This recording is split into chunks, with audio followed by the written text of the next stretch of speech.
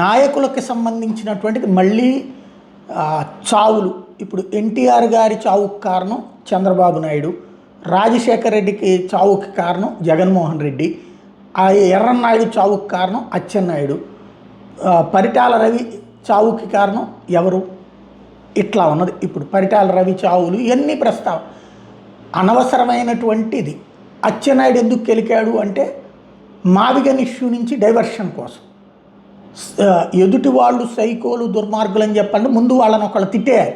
ఆ తిట్టగానే వైసీపీ వాళ్ళందరూ ఎగబడి తిడతారు. ఇప్పుడు మొన్న రాధాకృష్ణన్ తిట్టినట్టు ఇవాళ అచ్చెన్నాయుడు. వీళ్ళు అసలు విషయం ఏంటి? ఇప్పుడు అమరావతి 29 గ్రామాలకే పరిమితం అవుతుంది.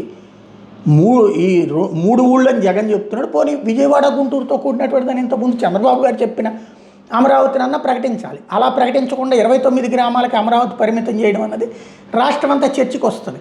అలా చర్చ రానియకుండా ఉండటం కోసం మొన్న రాధాకృష్ణ ఎడిటోరియల్ కాలాలు రాస్తాడు, లేకపోతే అచ్చెన్నాయుడు మాట్లాడతాడు. ఈ మాటలు ఇవన్నీ ఏంటంటే వీళ్ళు ఆవేశంతో రెచ్చిపోయి వాళ్ళ ట్రాప్లో పడిపోయి వీళ్ళని బూతులు తిడతా ఉంటారు. అదుగుదుగు బూతులు తిట్టారు చూసారా, సైకో వీళ్ళు అంటారు. తిట్టేది వీళ్ళు, ముందు తిట్టిన దానికి ప్రతి తిట్టు తిడితే అదిగో సైకోలు అని తిడతారు.